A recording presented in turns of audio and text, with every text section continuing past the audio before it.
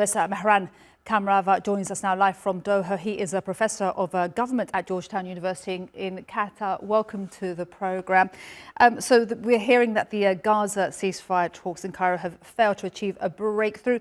And of course, Ramadan is just days away. But what difference could the US's pressure make right now? And do you feel that there is indeed a different tone coming out of the US and that word, they're using the word ceasefire?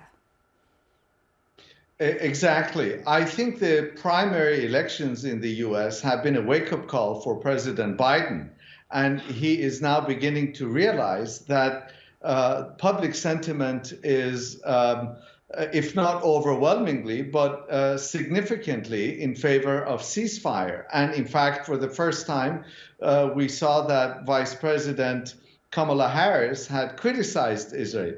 So I think the urgency that we hear in the American tone has to do with the election season we're in and the fact that President Biden has realized that they really do have to make substantive progress in the ceasefire negotiations.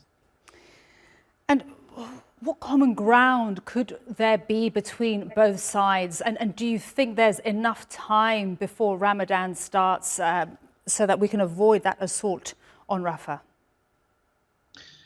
I think that's a really good question. And I think that would really depend on the degree to which the Americans are willing to put pressure on Israel.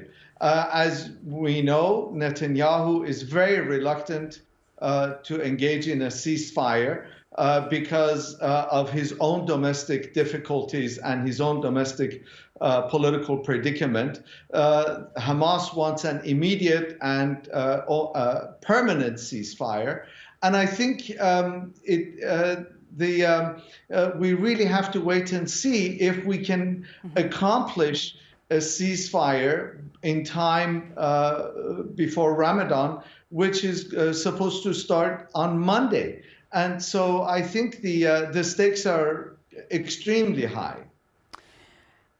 Now, Benny Gantz, the War Cabinet Minister, he's just wrapped up his talks there in the US in Washington. He was at the White House. He's now on the way to the UK. He's going to be meeting the Foreign Secretary, David Cameron. What do you expect that meeting to do?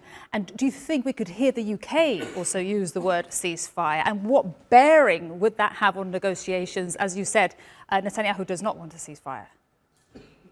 Exactly. And as you know, Benny Gantz got a much warmer reception in Washington than Netanyahu did. And I think the symbolism there is not lost on Netanyahu. And I think if we continue to hear the word ceasefire coming out of London, then that would significantly ratchet up pressure on Netanyahu. And the last thing Netanyahu wants is for people like Benny Gantz to be able to score political victories in world capitals like Washington and London. And I think at this moment, countries like the United States and England can play a crucial role in at least halting the tragedy that is unfolding in Gaza.